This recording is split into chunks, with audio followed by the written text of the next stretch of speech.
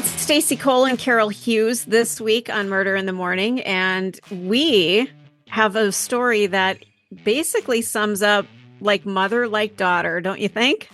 I don't know. It kind of sounds like that, but with these new details coming out in this case, I don't know. Was she involved in this death, the mom, or not, or what? I don't know. And you're going to raise an eyebrow because we are talking about Kouri Richins. Now, if you remember back, man, when was she arrested? Was this last year? My memory's fading. I think it was last year. So he was found in 2022, unresponsive in the bedroom. Now, when they arrested her, because at first they didn't know what it was. Right, and don't forget she had to she had to write that book for her kids. Are you still with me, or whatever it was called, because her kids were grieving the loss of their father, who she looks like she killed. Correct. Nice, she wrote a book for her kids to deal with that. Well, that's called parenting, is it not? Sorry, I killed your dad. Here's a book, children. Yeah, this should help. We'll make some money on the deal too. So what we're talking about is the high-profile case of Kouri Richins. Some new revelations have come out. The recently unsealed search warrant affidavit has shed light on potential involvement by Kouri's mother, Lisa Darden, in what investigators believe could possibly be the planning and orchestration of Eric's untimely demise. This story is just getting bigger and bigger by the day. Some court documents obtained by Court TV's detective Jeff O'Driscoll detailed suspicions surrounding Darden's proximity to a past, get this, suspicious overdose death. I wish we had those mystery stingers going, da-da! Well, and that is how her own husband died, was a fentanyl overdose. Yep. That she administered is what they're saying, allegedly administered. Mm-hmm. And the story gets a little weirder. Back in 2006, Darden's adult female partner, whom she shared a romantic relationship, tragically passed away from an oxycodone overdose. Despite having a history of medication abuse, the partner's demise did raise suspicions of foul play, considering Darden's recent naming as the beneficiary of her estate.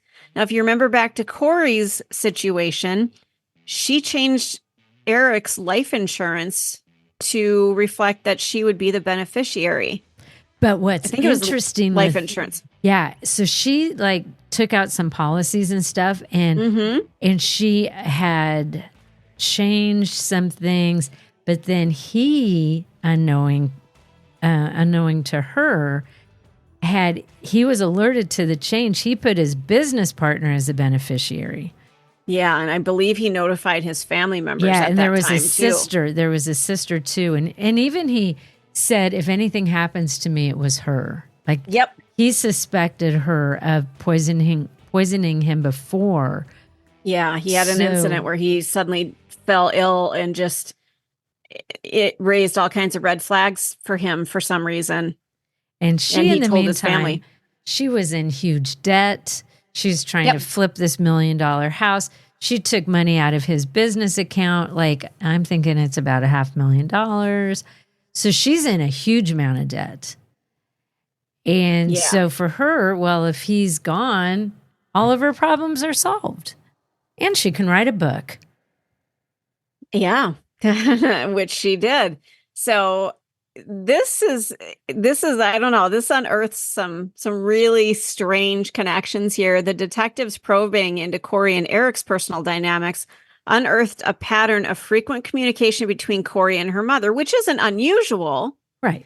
I mean, for a mom and a daughter to talk, spanning both personal matters and business dealings.